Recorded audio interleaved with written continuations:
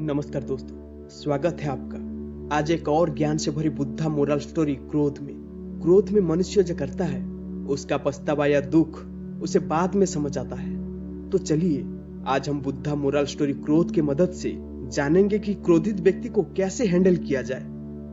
एक बार की बात है, गौतम बुद्ध अपने शिष्यों के साथ बैठकर उन्हें कुछ समझा रहे थे। बुद्ध के सभी शिष्य बुद्ध को बड़े ध्यान से सुन रहे थे। बुद्ध और उनके सभी भिक्षु यह देखते हैं कि उनके तरफ एक आदमी बड़ी तेजी से आ रहा है और वो आदमी बहुत क्रोध में है और कुछ बड़बड़ाता हुआ आ रहा है। उस व्यक्ति को देख गौतम बुद्ध के सभी शिष्य समझ जाते हैं कि यह व्यक्ति कुछ गलत करने के उद्देश्य से गौतम बुद्ध के पास आ रहा है। इसलिए गौतम बुद्ध के दो शिष्य दौड़कर उस आदमी के पास चले जाते हैं और उसे रोक लेते हैं। वो उस व्यक्ति से पूछते हैं कि तुम कौन हो और तुम्हें किससे मिलना है। वो व्यक्ति गौतम बुद्ध के शिष्य से कहता है कि मेरे रास्ते से हट जाओ, आज मैं इस बुद्ध को सबक सिखा कर ही रहूंगा। उस व्यक्ति के बात सुन गौतम बुद्ध के शिष्य उस व्यक्ति को शांत करने की कोशिश करते हैं, पर वो व्यक्ति शांत नहीं होता है। बुद्ध उस व्यक्ति को देखते ही मुस्कुराते हैं, फिर अपने शिष्यों से कहते हैं कि मेरे प्रिय भिक्षुओं, उसे आने दो मेरे पास, वो मुझसे कुछ कहना चाहता है। बुद्ध की आज्ञा को पालन करते हुए बुद्ध के भिक्षु उस व्यक्ति के रास्ते से हट जाते हैं। फिर वो व्यक्ति बुद्ध के पास आकर खड़ा हो जाता है। जैसे ही वो व्यक्ति बुद्ध के पास पहुंचता है, वो बुद्ध को गालियां देना शुरू कर देता है। बुद्ध उस व्यक्ति की गालियां सुनते रहते हैं, परंतु उसे कोई उत्तर नहीं देते।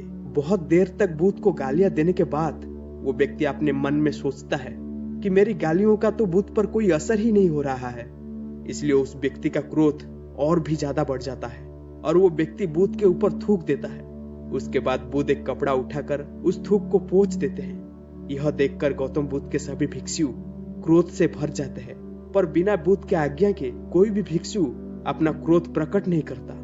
वो व्यक्ति दोबारा से बुद्ध के ऊपर थूकता है और बुद्ध दोबारा से एक कपड़ा उठाते हैं और उस थूक को साफ कर लेते हैं। फिर बुद्ध मुस्कुराते हुए उस व्यक्ति से कहते हैं कि मित्र, तुम कुछ और कहना चाहते हो।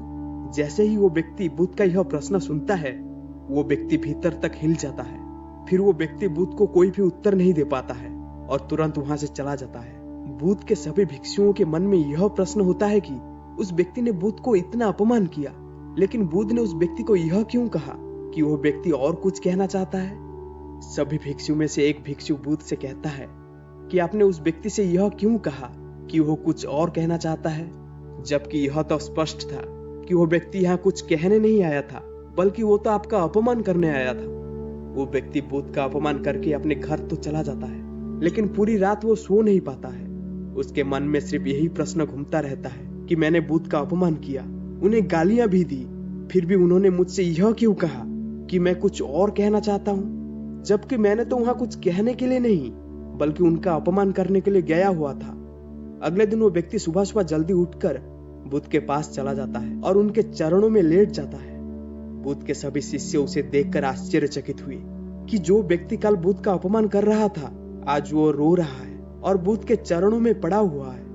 बुद्ध उस व्यक्ति को उठाते हैं और उस व्यक्ति से कहते हैं कि मित्र, क्या तुम मुझे और कुछ कहना चाहते हो। इतने में ही बुद्ध का एक भिक्षु बुद्ध को टोकता है और उनसे पूछता है कि बुद्ध, जब कल यह व्यक्ति आपका अपमान कर रहा था तब भी आपने यही बात कही थी कि क्या तुम्हें कुछ और कहना है, और आज यह व्यक्ति आपके चरणों में पड़ा रो रहा है, आप तब भी यही बात कर रहे हैं। इसका क्या अर्थ है? बुद्ध, कृपया कर समझाइए हमें। बुद्ध कहते हैं कि बात को कहने के लिए शब्द असमर्थ है। कल भी यह व्यक्ति मुझसे कुछ कहना चाहता था, पर शब्द असमर्थ थे, इसीलिए क्रोध में आकर उसने मुझ पर थूक कर वो बात मुझे कहने का प्रयास किया, और आज भी शब्द असमर्थ है और उसकी जगह उसके आंसू कह रहे हैं जो ये कहना चाहता है। उसके बाद वो व्यक्ति बुद्ध से कहता है कि बुद्ध, मुझे क्षमा कीजिए, मैंने आपका अपमान किया है। बुद्ध कहते हैं कि तुम्हें क्षमा मांगने की कोई आवश्यकता नहीं है, क्योंकि क्रोध भी तुमने किया और उसकी पीड़ा भी तुमने ही पाई है। इसमें तुमने दूसरे किसी को क्या नुकसान पहुंचाया है। बुद्ध अपने सभी भिक्षुओं और उस व्यक्ति से कहते हैं कि क्रोध जलते हुए अंगारे की तरह होती है, जिसे हम अपने हाथ में पकड़ते हैं किसी और पर फेंकने के लिए, लेकिन हम यह भूल जाते हैं कि सबसे पहले उस अंगारे से अपना खुद का हाथ ही जलाते हैं। दोस्तों, उम्मीद करता हूं बुद्धा मोरल स्टोरी क्रोध से आपको आज बहुत बड़ी सीख मिली होगी।